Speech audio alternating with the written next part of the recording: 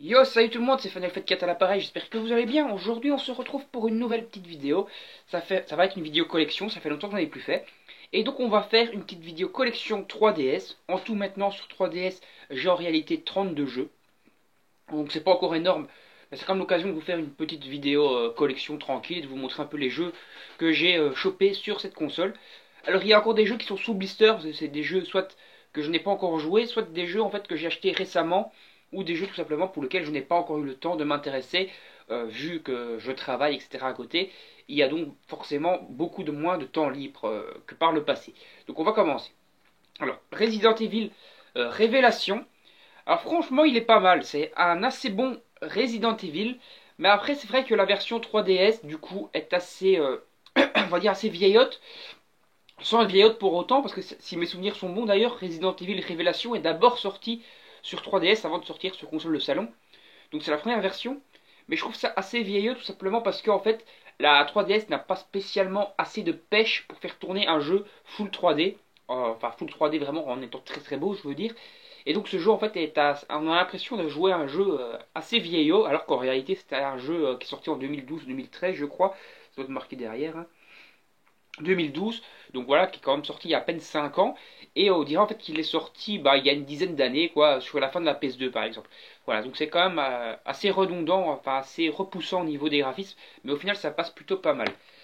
Bon, j'essaie de pas passer 100 ans sur chaque jeu, sinon la vidéo je vais pas savoir vous la faire parce que je n'ai pas assez de mémoire sur la caméra. Donc on a le Super Mario 3D Land qui est franchement pas mal. Bon après, il est d'une facilité sans nom quoi. C'est-à-dire que vous allez passer 5-6 heures dessus peut-être en récoltant un peu les pièces et tout.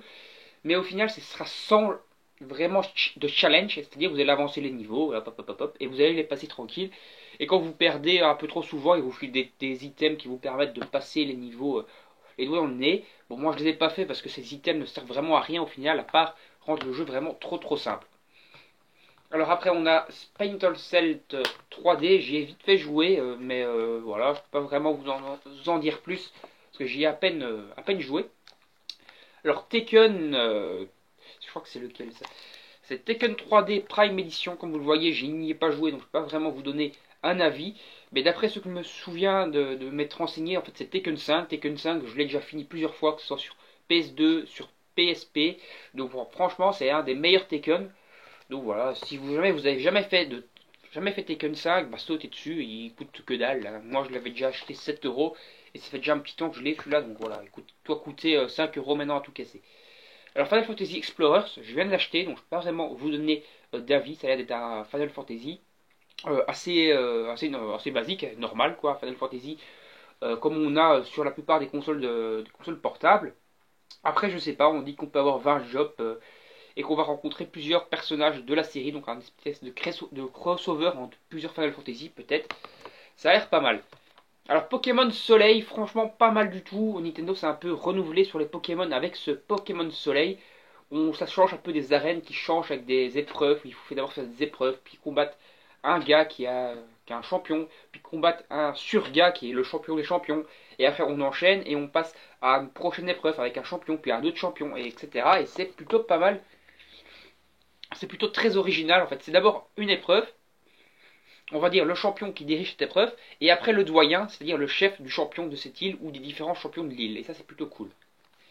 Alors Monster Hunter 3 Ultimate, vite fait jouer, mais j'ai pas trop accroché, il faudrait une fois que je m'y intéresse vraiment. Inazuma 11, comme vous le voyez, il est encore sous blister celui-là, mais franchement je kiffe bien les Inazuma, c'est vraiment des très bons jeux RPG, il y a une bonne gestion et tout. Franchement, c'est un peu un mélange d'RPG tactique et de Pokémon, on va dire. Et franchement, ça rend plutôt très bien, je trouve.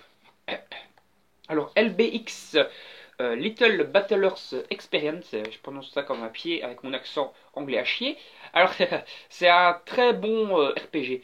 C'est un RPG action avec des graphismes très vieillissants, mais on s'en fout des graphismes au final sur 3DS et surtout sur des RPG de ce genre-là.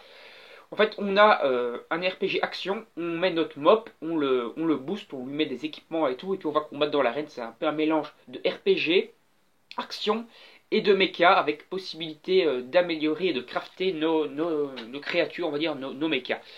Alors Zelda Link Between Worlds, donc je l'ai terminé. C'est la suite de Link to the Past. Et franchement, celui-ci était vraiment très bien avec une petite gestion des tableaux et tout.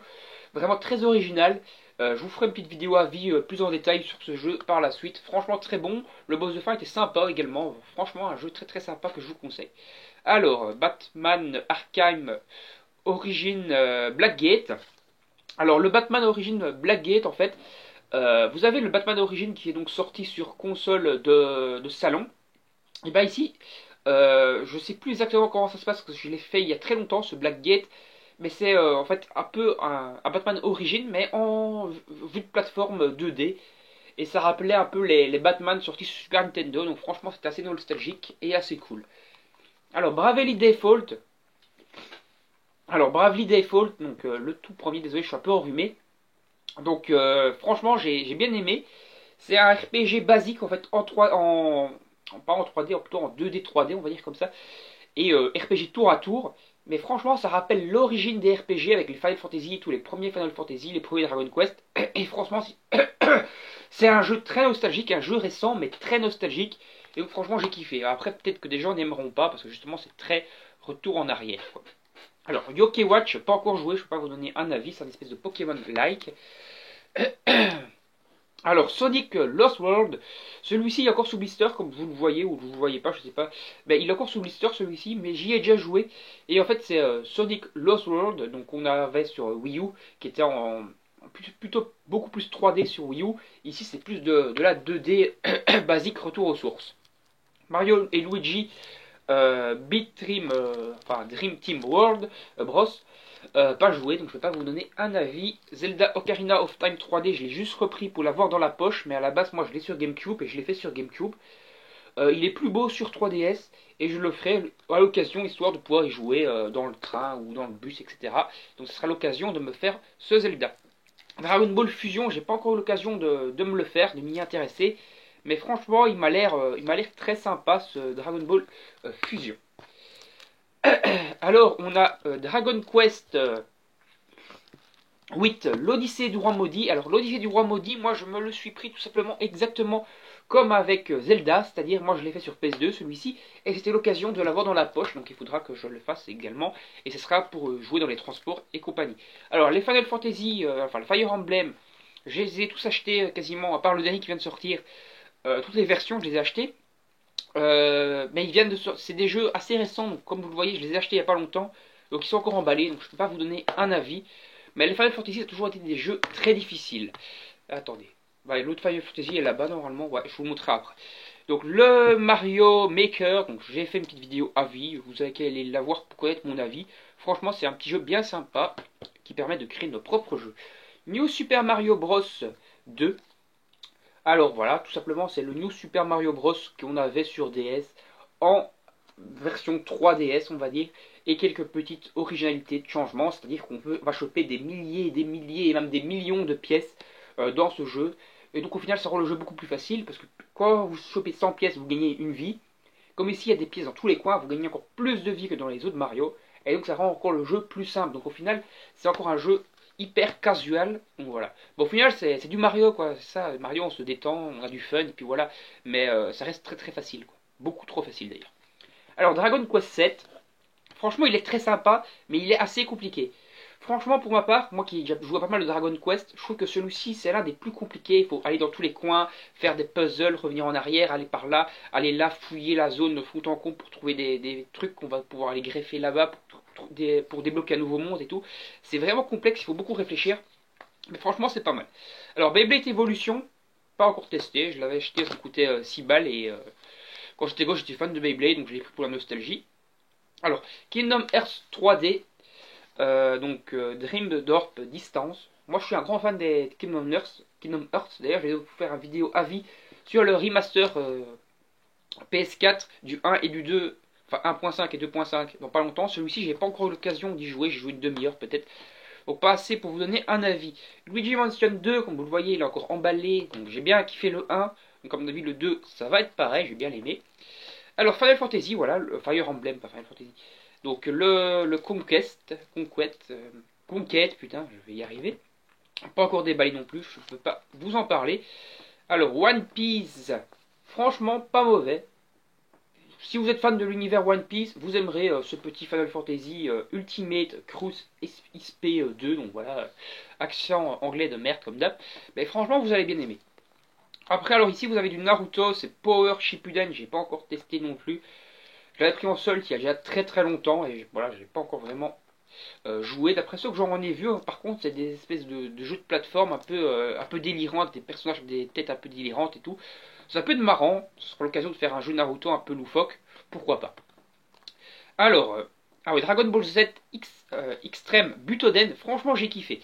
Alors c'est un très bon jeu de combat en 2D 3D comme ça sur retour aux sources.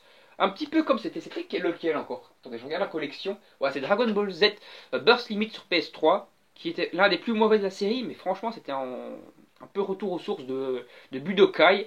Et ici c'est un peu également retour aux sources de Budokai, c'est-à-dire un peu un jeu à la Budokai, on va dire au niveau des graphismes et à la disposition des personnages. Enfin plutôt à la Butoden de Super Nintendo au niveau des dispositions des persos. Et c'était franchement pas mal d'avoir un petit jeu Dragon Ball, retour un peu en 2D combat. Franchement cool, avec pas mal de techniques, retour aux sources avec les personnages. Quelques petites nouveautés, comme par exemple, vous avez dans le jeu une espèce de suite, une espèce de Dragon Ball After futur, une espèce de suite à Dragon Ball GT, fait au niveau scénario, avec plein de petits trucs à enchaîner et tout. Franchement très cool, j'ai bien kiffé. Alors, Devil Summoner Soul et Curse, je sais pas quoi là, donc c'est un RPG full anglais que j'ai pas encore eu l'occasion de m'intéresser. Moi l'anglais en général je sais bien le lire, donc ça me posera normalement pas trop de problème de m'y intéresser. Et puis on a Bravely Second and Layer, donc la suite de Bravely Default. J'ai les acheté je crois il y a une semaine, donc j'ai pas encore eu l'occasion de m'y intéresser.